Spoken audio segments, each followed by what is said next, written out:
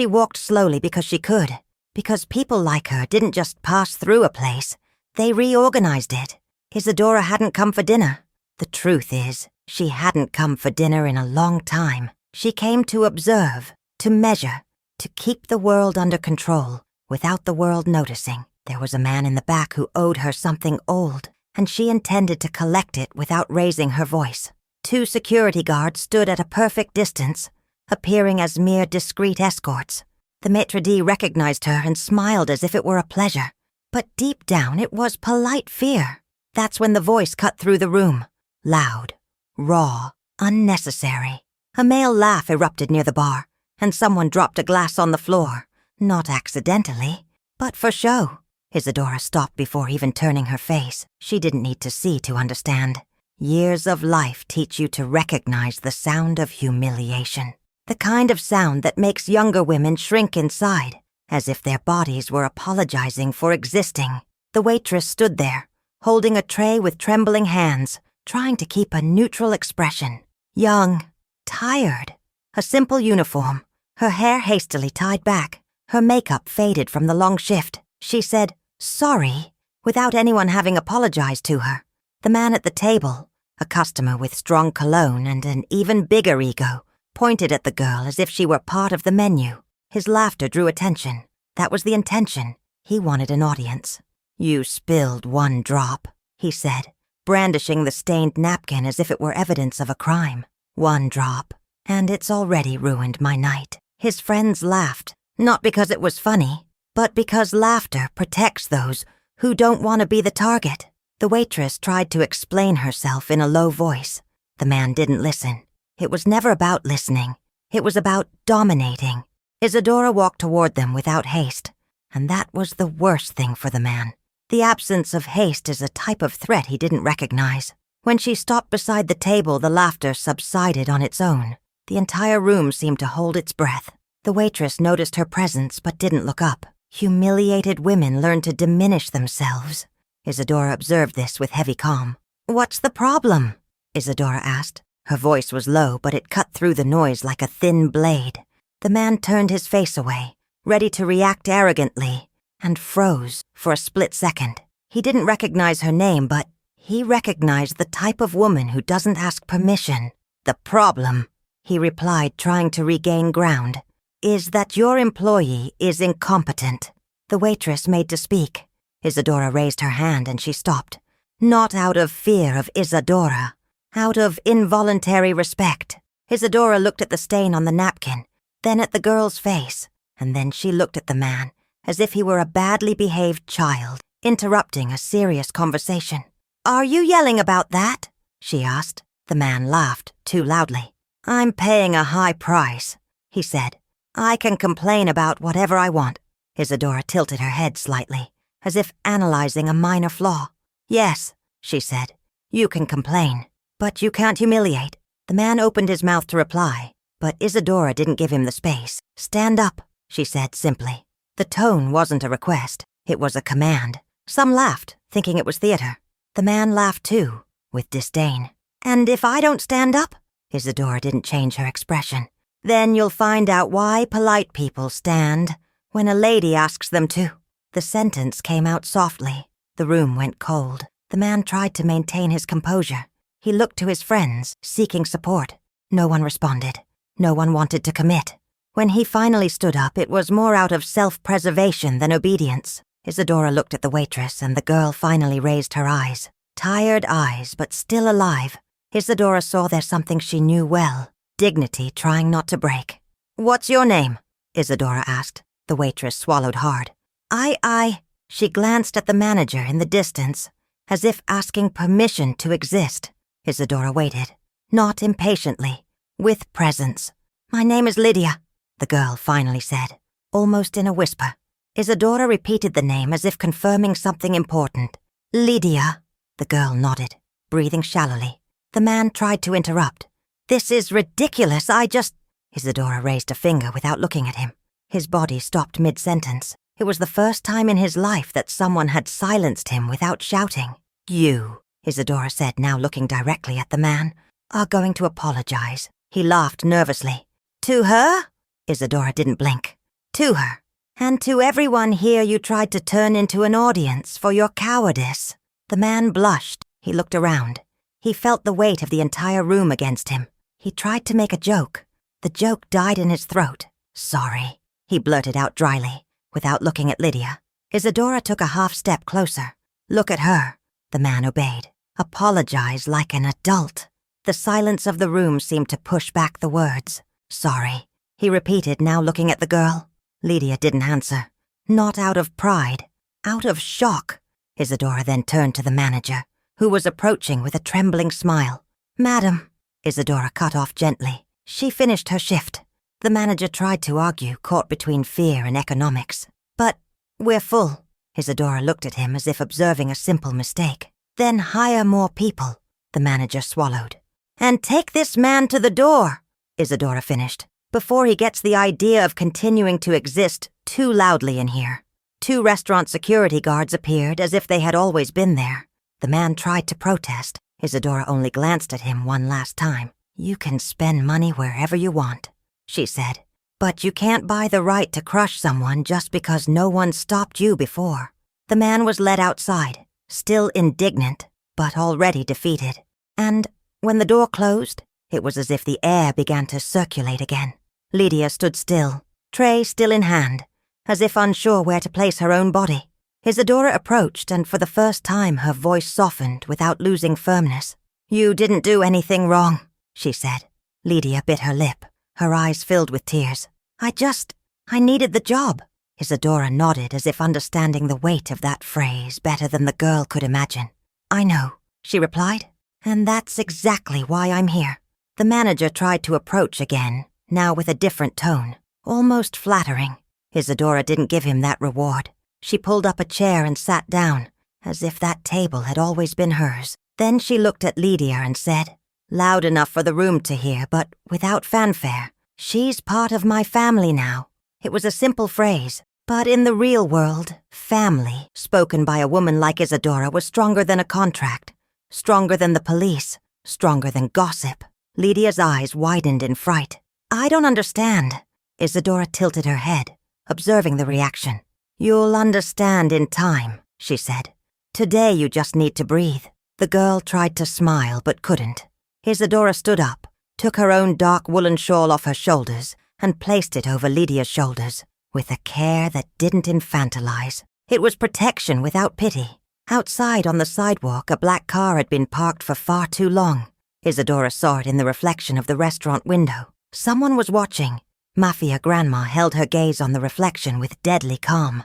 The car didn't move, but the message was clear. This was no small matter. Someone thought they could test boundaries in a place Isadora considered territory.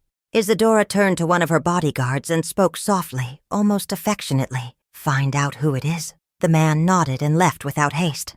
Isadora looked at Lydia, who was still trembling, now from something else, a kind of hope that is also frightening. Do you have somewhere to go today? Isadora asked. Lydia hesitated. I have a room. Isadora observed the pause. And do you want to go? Lydia didn't answer. The silence answered for her. Isadora gently touched Lydia's chin with her fingertips, gently lifting the girl's face. Listen carefully, she said, in a tone that sounded both like a sentence and a hug. People who humiliate in public always try to do worse in the dark.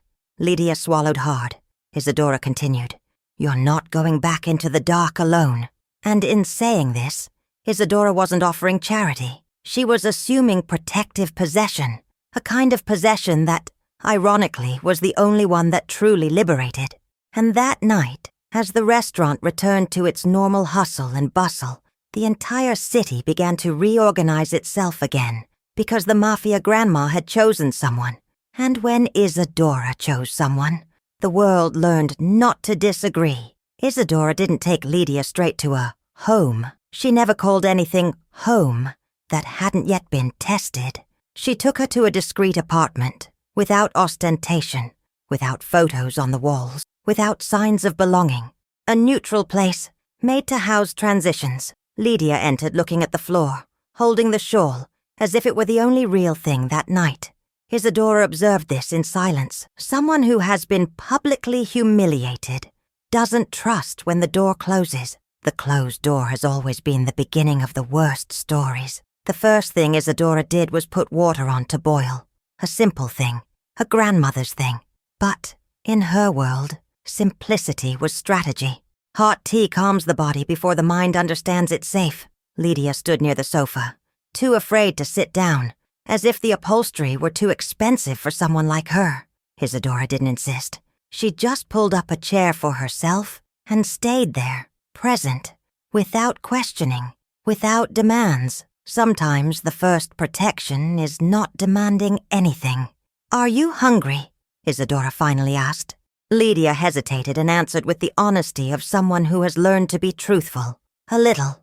Isadora opened the refrigerator, took out a ready-made soup, and heated it as if it were an ancient ritual. "You eat slowly," she said, placing the bowl on the table. "No one takes it away here." Lydia looked at her suspiciously. Isadora simply held her gaze, firm. Lydia then sat down, a small silent victory. While Lydia ate, Isadora analyzed what wasn't being said. The girl had marks too small to be accidents. A hidden bruise on her forearm, a thin scar near her thumb, a tremor that wasn't just from the fright. Isadora didn't ask, "Who did this?" That question usually closes doors. She asked something better. "Do you live with someone?" Lydia swallowed and answered softly, "With a woman. She rents a room." Isadora nodded. "And does anyone look for you?" Lydia hesitated. "Sometimes." Isadora's phone vibrated. A short message. A name and a detail. The black car on the street had a fake license plate, recently changed. And the man inside wasn't a random client. He was connected to a smaller group, an arm of the city that did dirty work for those who wanted to appear clean. Isadora read and deleted the message without changing her expression. Then she got up and calmly closed the curtains. Lydia noticed. "Is someone here?" Isadora answered without lying. "Someone curious." Lydia turned pale. "Curious is worse," she murmured. Isadora agreed with an almost invisible nod. "Sometimes, yes." The following morning, Isadora took Lydia for coffee, at a simple, small place, where ladies greeted each other by name. It was intentional. The girl needed to see ordinary women living without apparent fear. She needed to remember that the world isn't just noise, shouting, and humiliation. Lydia held the cup with both hands, as if warmth were the only thing she deserved. Isadora watched and thought about how many women grow old without ever having been treated with dignity when they were young. This always enraged her more than gunshots. On the way back, a man intercepted the two on the sidewalk. He was wearing a suit, had an easy smile, and glanced too quickly. "Mrs. Isadora," he said with rehearsed respect. Lydia instinctively recoiled. Isadora didn't move. "You are?" she asked. The man smiled more. "Someone who solves problems." Isadora tilted her head. "Problems or people?" His smile faltered for a second. "The girl caused a commotion," he insisted. "The restaurant doesn't want headaches." Isadora took a short step forward, just enough to place her body between the man and Lydia. "The headache," she said, "is for those who humiliate women in public and think it's a sport." The man laughed, trying to maintain his composure. "You are respected, of course, but you don't need to get involved with petty people." Isadora looked at him as if he were a miscalculation. "You're mistaken," she replied. "I get involved with what I choose, and you don't choose anything here." The man tried again. "The girl has debts." Lydia held her breath. Isadora caught the word and understood the mechanism. Someone was using debt as a leash. That's how girls disappeared. First, they turned their lives into a bill. Then they collected with their bodies. Isadora gave a slight, almost elegant smile. "Then send the bill," she said. "I'll pay." The man hesitated. "It's not like that," Isadora cut him off. "It's exactly like that." And the final tone made the man understand that insisting would be starting a conversation with consequences. When he left, Lydia was trembling. I don't have the means to pay," she said, ashamed. Isadora walked beside her unhurriedly. "The shame is theirs," she replied. "Not yours." Lydia bit her lip. "But I signed." Isadora stopped and stared at the girl. "You signed because you needed to survive. That's not a free choice." Lydia cried silently. Isadora just stood there, firm as the ground. Some girls just need to discover they're not alone for their spines to return to normal. In the afternoon, Isadora sent someone to gather information about this woman in the room. Within an hour, she received a simple, sordid dossier. The woman had a history of grooming, charged fees to keep girls protected, and sold silence to men who enjoyed publicly humiliating and hurting them in the dark. Isadora read it expressionlessly, but inside something old stirred. She had seen this type of woman before, and she had buried people for less. That night, Isadora didn't scream, didn't threaten, didn't make a scene. She simply called a contact and said 2 sentences. "It's over, and nobody touches the girl." On the other end, the reply was short. "Understood." When Isadora hung up, Lydia watched from the hallway. "Are you going to hurt someone?" she asked, frightened. Isadora thought. "I'm going to stop them from hurting you," she replied. "It's different." Lydia didn't seem convinced. Isadora added, "The world isn't fair, but it can be stopped." Lydia slept poorly. She woke up in the middle of the night, her heart racing, as if she were expecting to be dragged out of bed. Isadora was in the living room, awake, staring out the dark window. "Don't you sleep?" Lydia asked. Isadora replied without turning her face. "I'll sleep after you're safe." That was the closest thing to love that Isadora allowed herself to say aloud. Lydia stood still for a moment, and then went back to the room, breathing easier. The next day, Isadora took Lydia to an unexpected place, a small, simple salon where older women styled each other's hair and shared stories. There was no luxury. There was life. One lady offered coffee. Another struck up a conversation. Lydia felt shy, but she listened. Women spoke of betrayals, of new beginnings, of children, of losses, of faith in their own stubbornness. And little by little, the waitress understood that surviving was not shameful. It was a resume. One of the ladies asked where Lydia was from. Lydia replied with a small town and a name that sounded heavy. The lady touched her arm and said, "You don't look like someone who gives up." Lydia almost smiled. Isadora watched from afar, and for the first time in a long time, felt something akin to peace. Not because the danger had passed. It hadn't. But because the girl was being surrounded by something stronger than fear, a sense of female belonging. But that same afternoon, danger returned as it always does, in the form of fake news, a call to the restaurant, a formal complaint, an accusation of theft. The manager, terrified, texted Isadora asking for guidance.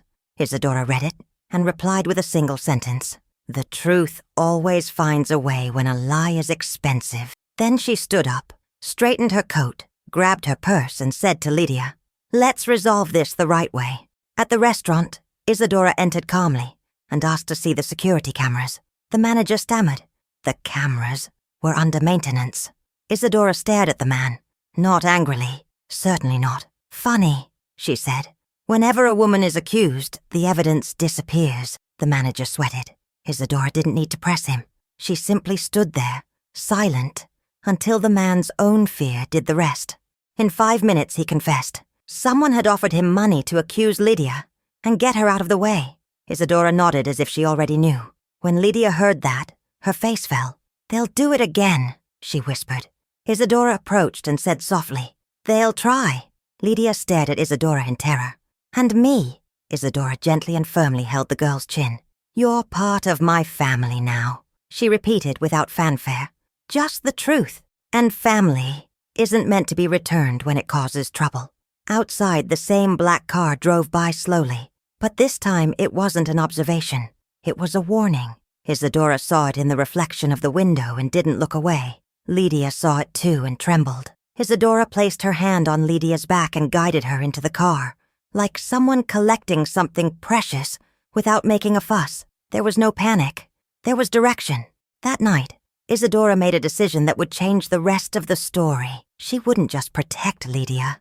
She would cut off the source, because as long as there were people collecting debts from poor girls, other Lydias would emerge trembling, apologizing for existing. Isadora had already lived too long to accept repeating the same tragedy in different versions. And when a mobster grandma decides to cut off the source, there is no room left for disguised threats. Only the inevitable remains. Isadora didn't return to the apartment immediately that night. She sent the car for long drives, changing routes, crossing neighborhoods where luxury didn't reach and where silence was still bought cheaply. Lydia perceived the strategy without understanding the details. She only sensed that it wasn't a leisurely drive. It was containment. Isadora watched through the tinted windows, recognizing minute signs. A headlight that stayed on too long, a motorcycle that reappeared too soon, a face that pretended not to look. When they finally arrived, Isadora didn't turn on all the lights. Just enough. Lydia entered silently, sat on the sofa as if awaiting unseen instructions. "You're not trapped here," Isadora said, without looking directly at her. "But you're not exposed either." Lydia nodded. To someone like her, that sounded like possible freedom, not total, but real. Isadora prepared something hot to eat, but this time she didn't just sit and watch. She sat beside them. She didn't lean against them. She simply shared the space. Lydia noticed the change and spoke before being asked. "They always say it's our fault." Isadora took a deep breath. "Because it's easier to blame the person who needs to be blamed." Lydia remained silent, digesting something that no one had ever named for her. The phone rang again. An old contact, a restrained voice. The woman from the room disappeared. Isadora wasn't surprised. Did she get the message? Yes. Isadora hung up. Lydia watched. "Is she coming back?" Isadora answered bluntly. "Not to you." That was enough to make Lydia's body relax a little more. In the early morning, Lydia woke to the sound of footsteps in the hallway. She didn't scream. She didn't run. She just sat up in bed, as she had learned to do so as not to attract unwanted attention. Isadora appeared in the doorway immediately. "It was just a dream," she said. Lydia nodded, but her eyes were watery. "They always come back in dreams." Isadora sat on the edge of the bed. "Dreams lie when the present changes." Lydia took a deep breath, trying to believe it. The next day, Isadora took Lydia to an old building downtown, a forgotten place where women gathered to work with their hands and with words. There was no sign, no advertisement, only mutual recognition. Lydia was greeted with curious but not intrusive glances. One lady offered her coffee. Another asked if she knew how to sew. For the first time, no one asked what she owed. While Lydia learned to fold fabrics, Isadora spoke in a low voice with a woman with white hair and a firm posture. They weren't talking about Lydia directly. They were talking about patterns, about how many girls had passed through the same restaurant, about how many stories began with, "It was just a drop spilled." Isadora mentally noted it down. Cutting off the source required a map. In the afternoon, Isadora received confirmation of what she already suspected. The man from the restaurant wasn't just a rude customer. He was an indirect financier. He paid to humiliate. He paid to control. He paid to keep girls in emotional debt. That's how invisible chains were created. Isadora closed her eyes for a second. Invisible chains are the hardest to break, and the most satisfying when they fall. Lydia returned to the car looking different, less hunched over, less asking for permission to pass. Isadora noticed and didn't comment. Growth needs space, not applause. At the traffic light, Lydia asked something she'd been keeping to herself. "Do you do this with everyone?" Isadora thought before answering. "No." Lydia seemed disappointed. Isadora added, "But I do when I recognize it." Lydia nodded, understanding more than she seemed to. That night, a more direct attempt occurred. An anonymous call, a male voice, false cordiality. "Madam, you are buying a problem." Isadora listened to the end. "Problems are bought when you don't choose," she replied. "I chose." The call dropped. Isadora hung up the phone and removed the SIM card. Some conversations only work once. Lydia overheard part of the call and turned pale. "Do they know where we are?" Isadora replied with the truth she could muster. "They think they know." Lydia swallowed hard. Isadora touched her shoulder lightly. Thinking isn't enough. The touch was brief, but firm, enough to sustain her. Isadora spent that night awake, sitting at the table, reviewing names, places, connections. It wasn't anger. It was organization. Those who have survived decades learn that improvised justice creates martyrs. Silent justice creates closure. She knew exactly which door to push so that several others would close on their own. Before dawn, Lydia appeared in the room. "Can I help?" Isadora looked up. Help how? Lydia took a deep breath. By not going back on my word. Isadora nodded slowly. That already helps more than you can imagine. Lydia sat down beside her. 2 generations, the same weariness, a different decision. When day broke, Isadora had already done what needed to be done to begin the cut. Not the end, just the beginning. She looked at Lydia and said something that would change the course of the story. From today on, you owe nothing to anyone. Lydia began to cry, silently. Isadora didn't hug her. She just stood there, completely smitten. Because sometimes true liberation doesn't come through escape. It comes with someone older saying, with absolute authority, he finished. Isadora knew that the most common mistake in confrontations of this kind was acting too soon. Whoever cuts off the source needs to first understand how the water circulates. That's why she let the men believe, for a few hours, that they still had room to maneuver. She didn't respond to provocations. She didn't return messages. She only observed. And observing for someone like Isadora was a refined form of attack. That morning, Lydia woke up to a different kind of silence. It wasn't the silence of fear nor the silence of waiting. It was an organized silence, the kind that precedes definitive changes. She felt it in the way Isadora moved around the house, firm, unhurried, but with a clarity that didn't allow for distractions. The young woman didn't ask anything. She sensed that there were times when talking would only get in the way. Isadora went out alone. She didn't take any visible bodyguards. She didn't need them. That kind of operation didn't require brute force. It required legitimacy. She entered an old administrative building, one of those that survive because nobody remembers to demolish them. She greeted the doorman by name. She climbed the stairs instead of using the elevator. Each step was a reminder that she knew the system better than those trying to exploit it. The first meeting was with a man who always liked to appear neutral. An accountant, a consultant, one of those who know where the money is flowing, but pretend not to get their hands dirty. Isadora sat down opposite him and placed only a piece of paper on the table. Nothing else. The man read it and paled. This has nothing to do with me, he murmured. Isadora tilted her head. It has everything to do with me, she replied, because you allowed it. In less than 20 minutes, the man signed what needed to be signed.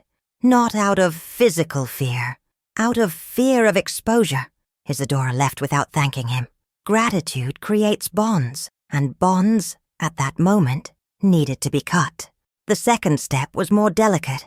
Isadora went to a charitable association that brokered informal jobs for young women. The rhetoric was nice, the practice dirty. She entered as a long-time donor, someone who wanted to help. She was greeted with broad smiles and prepared phrases. Isadora listened attentively. Then she asked a single question. How many girls have worked at the restaurant in the last year? The smile on the face of the woman in front of her froze. Some questions dismantle facades. Meanwhile, Lydia remained in the apartment, trying to concentrate on folding fabrics. Her hands trembled less, but her mind was still alert. She sensed that something big was happening outside, something that didn't involve screams or sirens, but that could still change everything.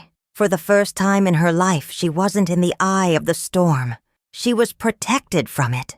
This was new and frightening in a different way. In the early afternoon, a man appeared at the building's door. He didn't knock. He observed. He spoke to the doorman. Lydia saw from the window, and her body reacted before reason. Isadora had left clear instructions. Lydia didn't run. She didn't hide. She simply moved away from the window and took a deep breath. When Isadora returned an hour later, the man was no longer there. He came, Lydia said. Isadora nodded. And he left. The truth began to circulate too quickly to be controlled. The restaurant lost important clients. The charitable association went into an informal audit. The woman from the room disappeared from the city without warning. There was no official announcement. There were no headlines. Just the silent domino effect that happens when money decides to stop flowing through certain channels. That night, Isadora received an unexpected call. It was the very man who had humiliated Lydia at the restaurant. His voice no longer held arrogance. It held contained panic. "This is getting out of control," he said. Isadora listened without interrupting. When he finished, he simply replied, "No, now it's getting in." And he hung up. Lydia overheard the conversation and felt her heart race. "Are they coming here?" Isadora looked at her with absolute certainty. No, the word didn't come as a consolation.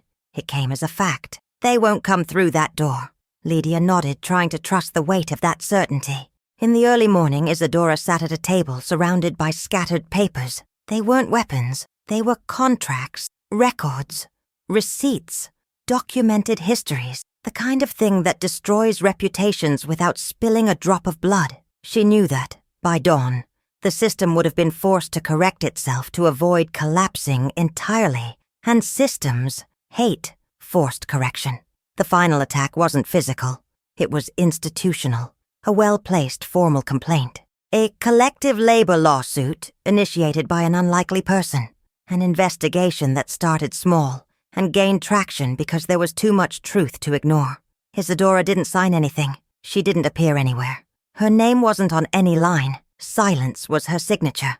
Lydia received the news through a short message on the old cell phone Isadora had given her. The restaurant closed. She reread it several times. Closed? Isadora nodded. For now. Lydia sat down, stunned. There was no joy. There was relief. A relief that came late, but came whole. Later, another message. The association was being investigated. The woman from the room had been denounced by multiple victims. Lydia put her hand to her mouth in disbelief. "Other girls?" Isadora replied with the stark truth. "There have always been others." Lydia closed her eyes, feeling the weight of it. "And now?" Isadora replied. "Now they will be able to speak." That night, Lydia had no nightmares. She slept soundly, like someone whose body had finally understood that it didn't need to be on guard while resting. Isadora watched for a few seconds before turning off the light. There was no triumph on her face, just old weariness being gradually released. The next day, Isadora took Lydia for an early morning walk. The city seemed the same, but it wasn't. Some doors were closed, others open. The world had silently reorganized itself. Lydia took a deep breath and said something simple. "I didn't ask for this," Isadora replied without looking at her. "It wasn't necessary. Nobody asks for justice when they're trying to survive." A man walked past them and looked away too quickly. Lydia noticed. "They know who you are," she said. Isadora replied calmly. "They know who I protect, and that was more dangerous than any reputation." When they returned home, Lydia found a small suitcase on the bed. New clothes, simple documents, nothing extravagant. Isadora explained. "It's not running away. It's a choice." Lydia felt a tightness in her chest.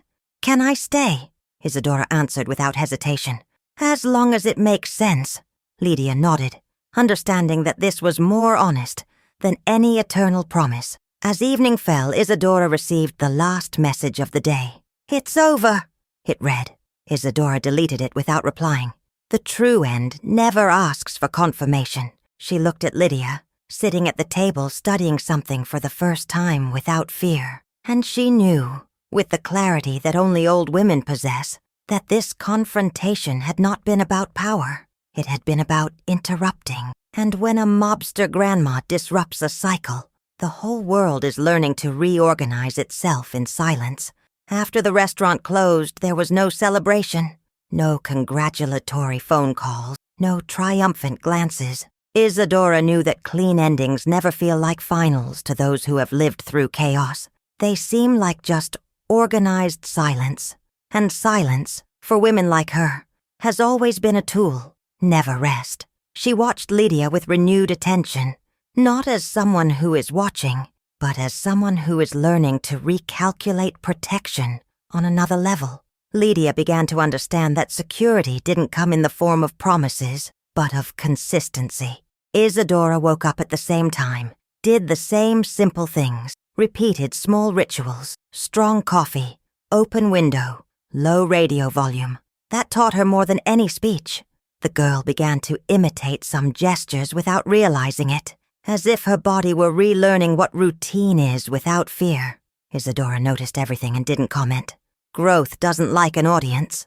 One afternoon, Lydia tried to go back to the restaurant to get a jacket she had forgotten.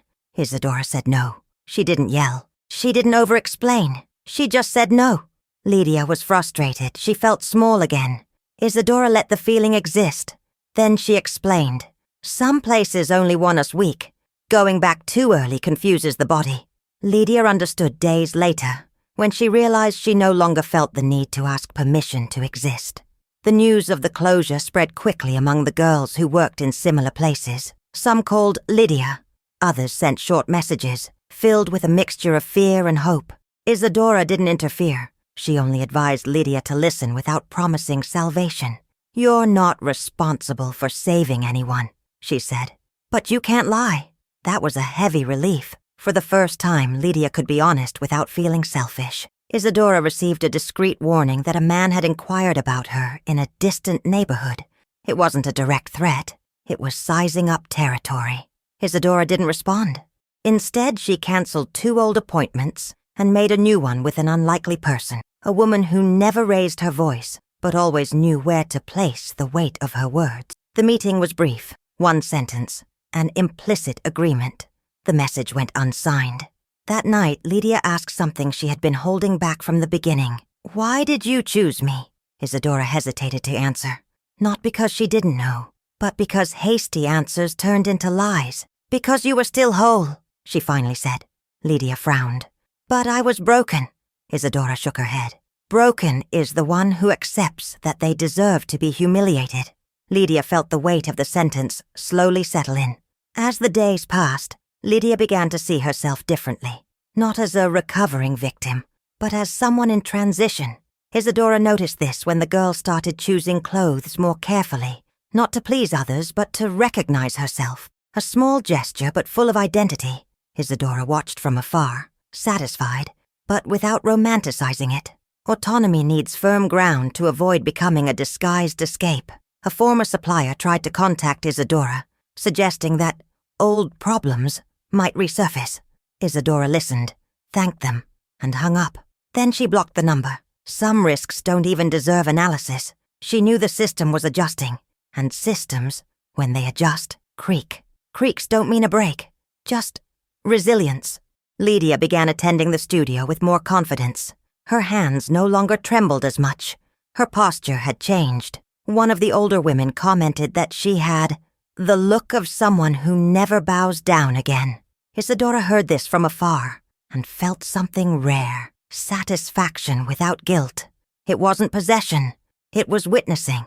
One morning a letter arrived with no return address. Inside, only a poorly written sentence. "You ruined everything." Isadora read it, folded the paper, and threw it away. Lydia watched the scene in silence. "Is that bad?" she asked. Isadora replied calmly. "It's confirmation." Lydia nodded. For the first time, she didn't feel fear upon hearing that. The outside world began to offer dangerous distractions, invitations, proposals, shortcuts. People who had previously ignored Lydia now smiled excessively. Isadora warned it without forbidding. When the world changes its tone quickly, be suspicious. Lydia listened. She didn't always obey perfectly, but she learned to observe. That was enough. There was a day when Lydia returned home dejected. Someone had told her she was lucky. The word stung. Isadora listened without interrupting. Then she replied, "Luck is when nothing changes. What you had was interruption." Lydia took a deep breath. The phrase rearranged something inside her. Isadora began preparing for what would come next. Not to leave Lydia's life, but to change the nature of her presence. Excessive protection becomes imprisonment if it doesn't evolve. She knew this. She had made this mistake in the past. She wouldn't repeat it now. Maturity is recognizing when holding back less is also caring. One night, Lydia cooked for Isadora for the first time. The food was simple, a little too salty. Isadora ate it without correcting herself. That was more important than the taste. It was a gesture. It was a symbolic return of dignity. Lydia smiled slightly when she saw the empty plate. Isadora's name began circulating again in circles where it hadn't been seen for years. Not as a threat, but as a point of reference. She solved it. Isadora didn't like that. The less myth, the better the protection. Even so, she knew she couldn't control everything. Only guide it. Lydia began talking about the future without asking permission. Studies, change, choices. Isadora listened with genuine attention. "You don't have to decide now," she said. "But you can decide that you won't accept less." Lydia nodded. For the first time, that seemed possible. A woman appeared at the studio looking for Lydia. A former colleague. Tired eyes, defensive posture. Lydia tensed. Isadora watched from afar. The conversation was short, respectful. There was no request for help, only mutual recognition. Sometimes just surviving is all someone can bear. Isadora felt the weight of age more strongly that week. Not as weakness, but as a reminder. The body takes its toll. It always does. Still, she knew that this was the right time to do what she was doing. Some actions only make sense when time has taught everything it could. That night, Isadora stayed alone in the room for longer than usual. She thought about how many Lydias had passed through the world, without someone to say, "Enough." She thought about how many hadn't had that chance. The thought didn't come with guilt, but with a renewed commitment. When Lydia appeared in the hallway, Isadora noticed that the girl no longer walked with excessive caution. She walked as if she belonged to her own body.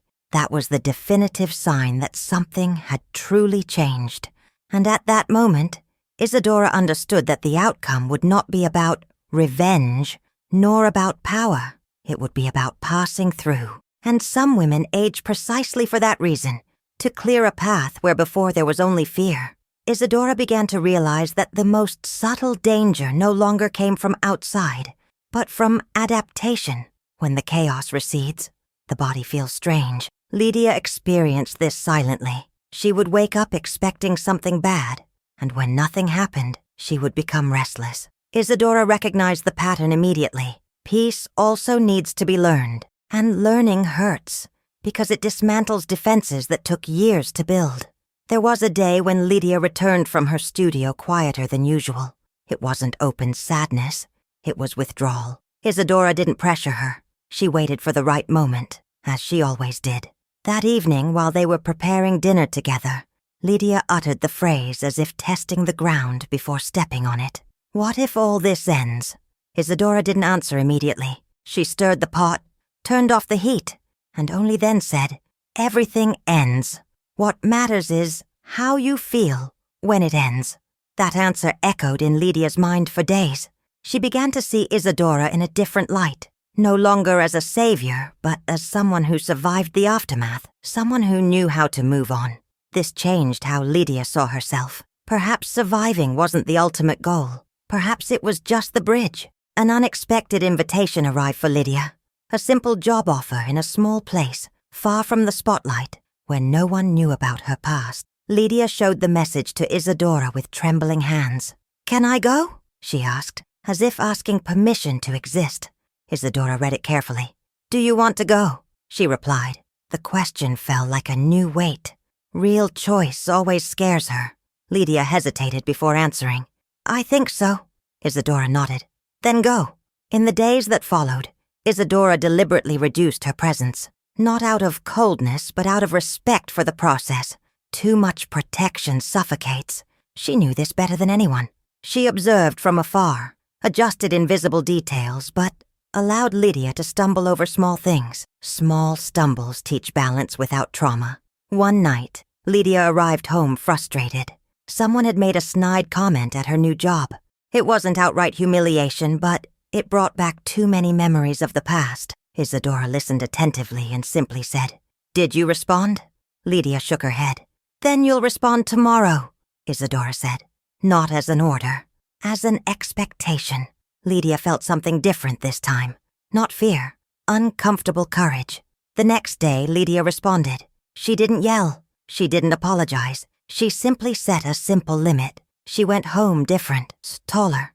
Isadora noticed it in the way she walked. She didn't say, "I told you so." She simply served dinner and let her enjoy the moment. Meanwhile, echoes of the past continued to try to manifest themselves. An old name surfaced in a distant conversation. An insinuation here, another there. Isadora closed these cracks quietly. Some doors need to be locked more than once before they learn to stay closed. She wasn't annoyed. It was just maintenance. Lydia started saving money. A little, but intentionally. She showed it to Isadora as if revealing a secret. Isadora smiled slightly. "Independence starts like this," she said. "With something of your own." Lydia felt pride without guilt for the first time. She owed nothing to anyone for it. There was a Sunday when they walked together aimlessly, without a parent's supervision, without urgency. Lydia spoke of her childhood as one revisits a house that no longer exists. Isadora listened without correcting memories. The past doesn't need to be adjusted to make sense. It needs to be acknowledged. At one point during the walk, Lydia stopped and said something unexpected. "If you hadn't shown up," the sentence hung in the air. Isadora didn't let her continue. "I did show up," she said. "That's enough. Some stories don't need alternative settings. They need presence at the right time." Isadora's health was showing subtle signs. Longer periods of tiredness, a greater silence upon waking. Lydia noticed and tried to hide her concern. Isadora saw it. "Aging isn't urgent," she said. "It's an adjustment." Lydia swallowed hard. For the first time, she understood that time would also take its toll on that relationship in another way. A letter arrived from the studio, inviting Lydia to teach something simple to the younger girls. Lydia laughed nervously. "Me?" Isadora replied without hesitation. "You, of course. Teaching doesn't require perfection. It requires shared survival." Lydia accepted with fear. The right kind of fear. The first class was silent, awkward, but honest. Lydia left exhausted and emotional. Isadora listened attentively. "Did you notice?" she asked. Lydia nodded. "They heard me," Isadora replied, "because you didn't speak from above." That was leadership being born without violence. That night, Lydia sat alone in the living room, contemplating the future with a new weight. No longer as a threat, but as a responsibility. Isadora watched from the hallway. It was the clearest sign of maturity. When someone begins to think about the future without panic, something has healed. Isadora began organizing old things, not as a farewell, but as preparation. She separated what was hers from what no longer needed to be hers. Lydia noticed but didn't comment. Some transitions need to happen without announcement. And at that specific moment, both knew, without saying so, that they were approaching a delicate point in the story. Not an abrupt end, but a conscious closure. Something that doesn't break. It just changes form. Because stories like this don't end when the danger is over. They end when protection becomes an inherent capability. And Lydia was almost there. Isadora realized that the end wouldn't come like tragedies do. There would be no sirens, no belated threats, no broken doors. The end would come like well-made decisions, discreet, irreversible, and silent. She watched Lydia at the table, focused on something simple, and understood that this girl no longer needed to be defended as before. She needed to be respected. The conversation took place on an ordinary morning. Coffee brewed at the right time, window open, the world going on. Isadora didn't announce anything grand. She simply said, "You don't have to stay here anymore, if you don't want to." Lydia looked up, surprised. There was no immediate fear. There was slow understanding. "Are you sending me away?" she asked. Isadora shook her head. "I'm giving you back the choice." Lydia remained silent for a long time. True choices require a different kind of courage. "I don't want to go now," she finally said. Isadora nodded. "Then stay." The answer had no deadline, no hidden condition. It was simply respect. Lydia felt something new in that instant. She wasn't there out of debt, nor fear, nor forced gratitude. She was there because she wanted to be. The world around them continued to reorganize itself. The restaurant became just another empty address. The charitable association dissolved silently. The woman from the room was denounced by people who had previously been afraid even to remember. None of these events made headlines, but all of them led to real change. Isadora knew that this was how the system learned. Not when it was exposed, but when it ceased to function. Lydia started going out more. She would come home later. She would arrive tired but whole. Isadora never asked where she had been. She only asked if she was okay. And when Lydia said yes, Isadora believed her. Trust is also a form of love that doesn't bind. There was a day when Lydia brought someone from the studio to dinner. A younger woman, shy, full of questions. Isadora received her with firm politeness. She observed how Lydia conducted the conversation, how she offered food, how she listened. It was impossible not to recognize the mirroring. Isadora wasn't bothered. Legacies are not exclusive property. Isadora's health required more breaks. Nothing dramatic. Just her body reminding her that time is finite. Lydia noticed and started taking care of small details without being asked. A glass of water within reach. A light left on. Isadora didn't correct her. Accepting care is also a sign of maturity. On a cloudy afternoon, Lydia sat beside Isadora and said something simple. "I'm no longer afraid to go home." Isadora understood the weight of the phrase. It wasn't about walls, it was about the body. "Then the home is within you," she replied. Lydia smiled, not with explosive joy, with recognition. The past tried to resurface one last time, as unresolved issues often do. An old name, a broken connection, a distant rumor. Isadora ignored it. Some things only survive when they receive attention. She didn't give it any. Time passed. Conversations grew shorter. Routines became more solid. Lydia began to plan something of her own. Small, possible. Isadora listened with genuine interest without interfering. "Do it your way," she said. "Mistakes also teach." Lydia nodded. She was no longer seeking permission. She was seeking consistency. On that particular night, Isadora opened the old box that held things that no longer belonged to the present.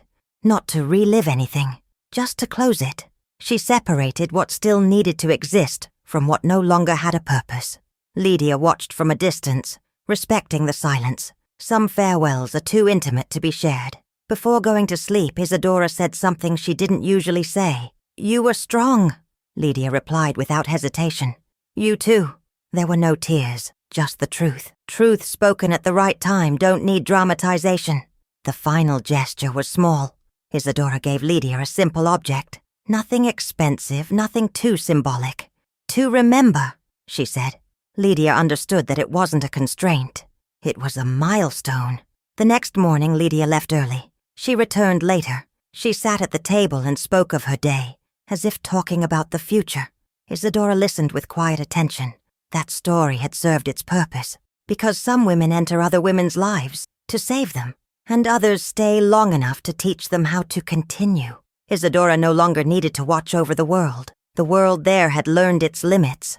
And when a Mafia grandma says, "She's part of my family now," this does not mean ownership. It means that no one else has the right to destroy what she helped to rebuild. The story did not end with applause. It ended on a better note, continuity. Time passed as it usually does when pain no longer rules, without warning, but leaving subtle marks. Isadora learned to recognize this kind of time. It wasn't time that steals, nor time that punishes. It was time that organizes. She felt this on the quietest mornings, when the coffee cooled slightly before being drunk and no one needed to rush anywhere. The world continued to exist, and that in itself was already a silent victory. Lydia no longer walked as if apologizing to the ground. Her steps had weight, direction, and a new calm. It wasn't arrogance, nor excessive audacity. It was a sense of belonging to her own body. Isadora observed this from afar, with the care of someone who knows that overprotecting can ultimately undo what was built with so much effort. Some presences need to learn to become living memories, not constant surveillance. There were days when Isadora felt her body demanding the recollection of old stories, not as sharp pain, but as memories. Her knees, her hands, the fatigue that came earlier than usual. Even so, there was a peace she hadn't known in her youth, a peace that didn't come from the absence of danger, but from the certainty that, this time, something had been interrupted before it turned into tragedy. Not all women have this privilege. Isadora knew this, and that's why she didn't waste it. Lydia began to speak of the future naturally, not like someone who dreams too big, but like someone who allows herself to continue. Small plans, practical decisions, possible choices. Isadora listened with genuine attention, without molding, without correcting. She had learned that true care doesn't create replicas. It creates autonomy. And autonomy has always been the greatest act of love that someone like Isadora could offer. The past hadn't completely disappeared. It rarely does, but it had lost its power. It had become a distant shadow, unable to dictate the rhythm of her days. Isadora no longer fought against it. She simply didn't feed it. She knew that some stories only survive because someone insists on telling them, and she had decided to tell another one. On certain late afternoons, Isadora would sit by the window and observe the city without trying to decipher it. The world remained cruel in many places, but there, in that small territory, built with firm decisions, something was different. There was continuity. That was enough. Her mission wasn't to save the world. Her mission was to prevent it from destroying everything within its reach. Lydia sometimes looked at Isadora as someone who understood that certain women don't enter our lives to stay forever, but to teach us to stay within ourselves. This understanding hurt and comforted at the same time, because growing up also means accepting that bonds change form without losing their value. There was a day when Lydia returned home smiling in a new way. Not a smile of relief, but of triumph. She recounted something simple, something that wouldn't matter to others. Isadora listened attentively. That small joy was, in fact, the greatest possible outcome. There was no need for grand victories when dignity was intact. Isadora began to organize her own boundaries. She reduced commitments, chose her silences more carefully, and stopped answering calls that didn't deserve a response. Age hadn't made her fragile. It had made her precise, and precision, when it comes with awareness, is a high form of wisdom. Some people still spoke of Isadora in hushed tones. Others pretended she didn't exist. Both reactions were acceptable. Her power never lay in being seen, but in being respected, even when forgotten. That never changed. Lydia learned to say no without apologizing afterward. She learned to recognize unhealthy environments and to leave before her body screamed back. This didn't come from lengthy advice, but from living with her, from observing an older woman who never begged for space. On a quiet night, Isadora commented on something she'd been holding on to for a while. Not all family is born from blood. Lydia understood immediately. There was no need for a response. Some truths don't require confirmation. They simply rest between two people who know exactly what they have lived through together. The world continued to offer challenges. It always does. But now Lydia had the strength to respond without breaking down. And Isadora, realizing this, felt something rare. Emotional rest. Not the rest of the end, but the rest of someone who has fulfilled an essential part of their own journey. Isadora no longer needed to reaffirm her presence. She was inscribed in the way Lydia occupied the world. That was a legacy. Not the legacy of power, but of interruption, of having stopped something that seemed inevitable. When Isadora thought about the past, she felt no regret. She felt coherence. Every tough decision had led to that exact point, to that table, to that routine, to that young woman who now made choices with more clarity. Sometimes the meaning of life only reveals itself at the end of a well-closed cycle. Lydia, in turn, understood that she didn't need to carry Isadora's entire history to honor her. She simply needed to avoid repeating what had almost destroyed her. She simply needed to continue in a different way. That was the true legacy. In a final symbolic gesture, Isadora allowed herself something rare, to trust completely. Not in people, but in the process, to trust that the seed she planted had taken root deep enough to thrive, without constant shadow. The city remained noisy for those who needed noise, but in that house, there was a good silence, the kind of silence that doesn't hide pain, only reveals stability. Isadora knew she wouldn't be there forever, but she also knew she didn't need to be. What she had built no longer depended on her daily vigilance, and that was the greatest proof that she had done everything right. Because some women don't change the world with speeches. They change destinies with a firm presence. And when a Mafia grandma says, "She's part of my family now," it doesn't create dependency. It creates continuity. And that's eternity enough. The years didn't come all at once. They came in thin, almost imperceptible layers like dust that accumulate silently. Isadora noticed it first in the reflection of the window, then in the rhythm of her own body. She no longer needed to prove anything to anyone. The world, finally, had learned to pass by her without testing her. This wasn't weakness. It was belated recognition. Lydia changed along with the times, but in a different way. She didn't harden. She didn't close herself off. She became firmer without losing her gentleness, something rare in someone who survived what she survived. Isadora observed this with silent attention, understanding that this was proof that well-executed protection doesn't create copies. It creates better versions. The house changed little. Isadora never liked major renovations. She preferred subtle, almost invisible adjustments. A new chair, a brighter lamp in the hallway, a discreet handrail that no one commented on, but that made a difference. For her, growing old was always about adapting to the world without apologizing. Lydia began to frequent places that had previously frightened her, not with audacity, but with inner control. She worked, studied, and helped when she could. She didn't talk about her past with strangers, but she didn't run from it when necessary. She learned that silence can also be a choice, as long as it's not imposed. There was a particularly harsh winter during which Isadora fell ill. Nothing serious, the doctor said, but enough to slow things down. Lydia took over the routine without drama, with a naturalness that surprised even herself. Isadora realized then that the transition was happening. Not a replacement, but a continuation. The women began to seek out Lydia. Not many at once, one here, another there. Waitresses, caregivers, girls too tired to cry. Lydia didn't promise salvation. She promised to listen. And sometimes that was as enough to prevent someone from getting lost forever. Isadora watched from a distance. She never interfered directly. She only ensured that certain paths remained safe. Some old contacts still answered when she called. Others didn't even need to be called. The name Isadora had already fulfilled its historical function. Over time, Lydia realized that she wasn't just helping other women.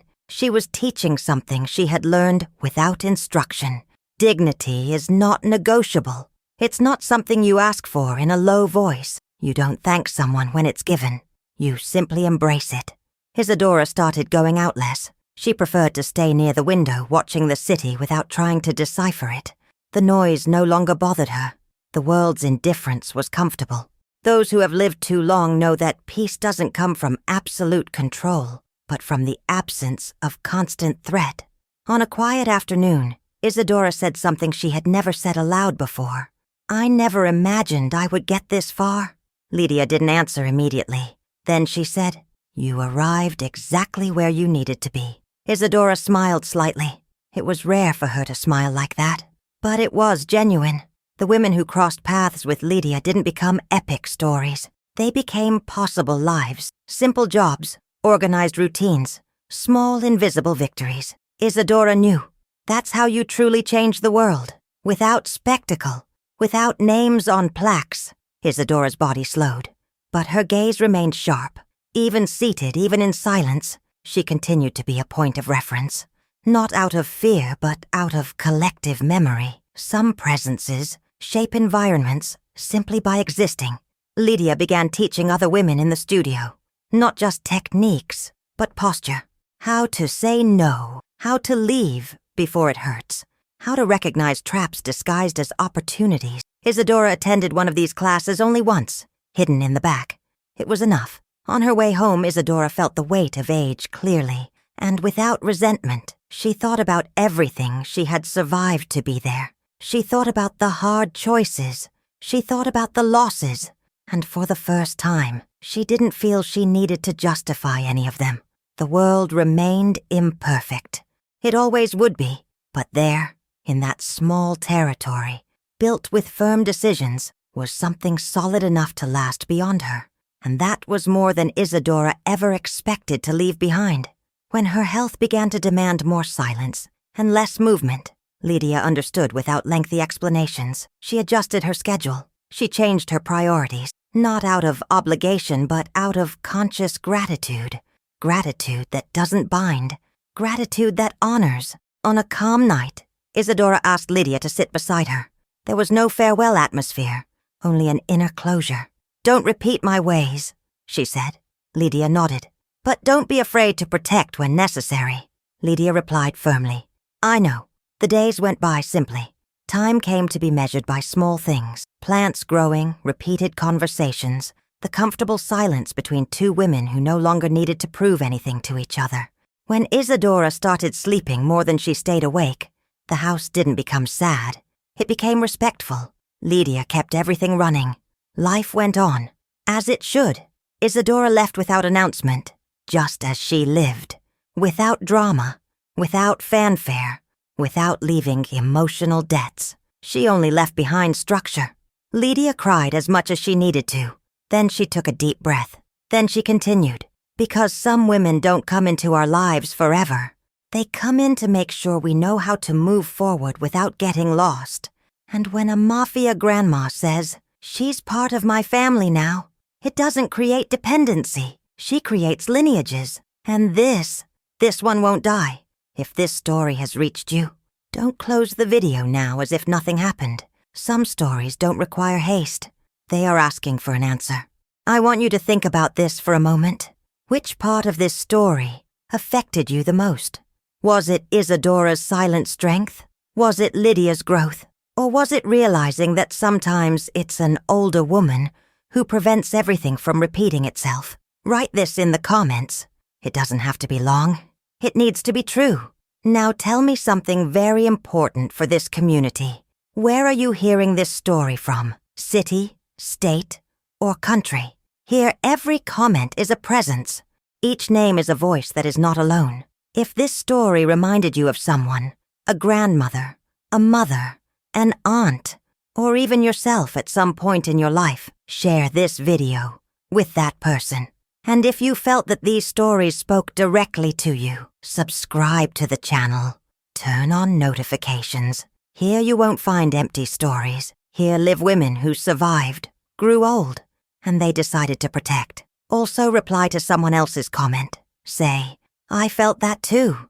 Because when women recognize each other, no story ends alone. Now tell me, what did this story evoke in you? And where are you listening to us from? I read everything, and I'll see you in the next story. Mafia Grandmas.